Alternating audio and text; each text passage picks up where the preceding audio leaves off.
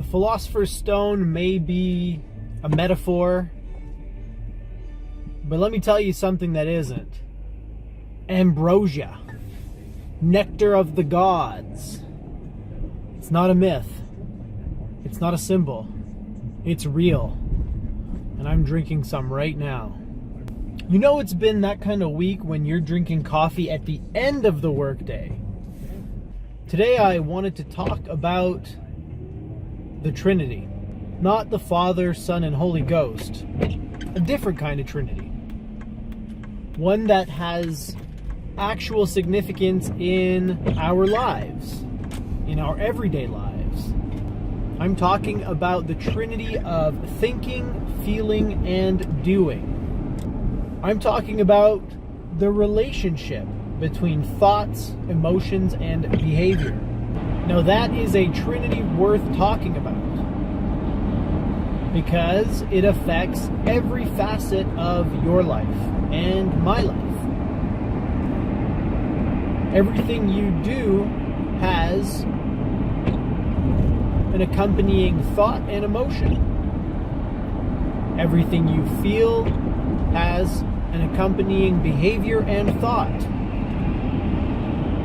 And every thought you have has an accompanying emotion and behavior.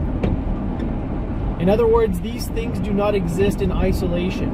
There's no such thing as a thought. There's no such thing as a feeling, and there's no such thing as a behavior. You cannot discuss these things in isolation because they are all interconnected.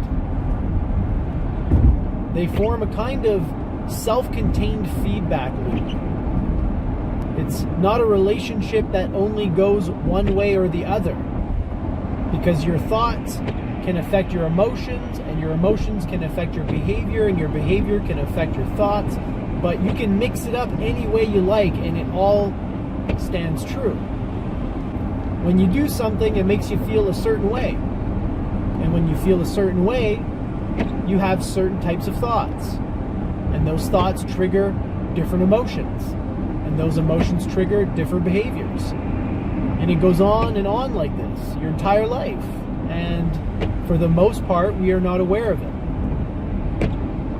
We are not aware of the relationship between our thoughts, our emotions, and our behavior, and that relationship is crucial. If you want to wake up, if you want to take control of your inner experience, if you want to attain inner freedom, you have to become aware of that relationship. Why is it important to be aware of this relationship?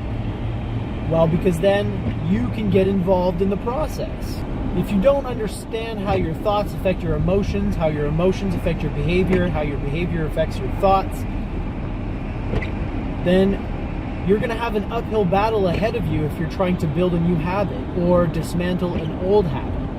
You're going to have a hard time feeling better about your life, yourself, or what have you if you don't understand what triggers your emotions and what produces your emotional reactions. So this is the Trinity that we should all be learning about in school. Every child in elementary school should be taught about the Trinity of thinking, feeling, and doing. It is of utmost importance. What happens when you understand this relationship? Well, if you understand that your thoughts affect your emotions and your behavior, you will begin to pay more attention to your thoughts and your mind. And in so doing, you might actually succeed in choosing your thoughts or dismissing thoughts that you know will produce negative emotional reactions. When I say negative, I mean unhelpful.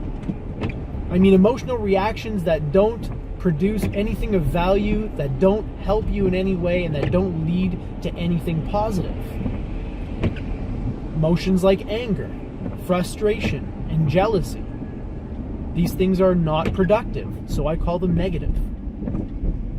As I've said before in a previous video, there is never a situation in my life where anger helps me. There may be situations where it doesn't impede me, but it never helps. Now I call it a trinity, but Albert Ellis, who founded the Rational Emotive Behavioural Therapy school,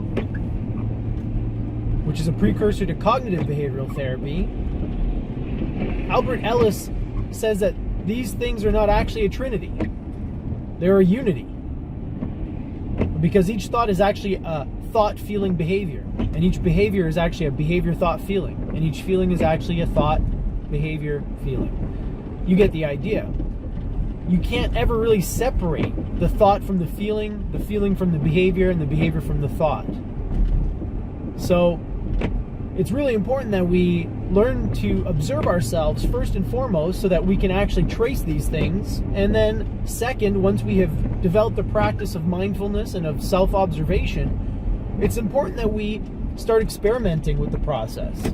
Dismiss a certain thought, replace it with another, and see what happens to our emotional and behavioral reaction. Or you could start at the other end and start modifying your behavior and see how that affects your emotional and cognitive reactions to things. Some food for thought for you, my friends. Watch what your mind does and see how it relates to what your heart and your body do. Because these things are all connected. And if you want to change one, you're going to change them all. Study these things and try to understand their relationship. Looks like I'm home. Made it safe. Thanks again for the company, and don't forget to live well, my friends.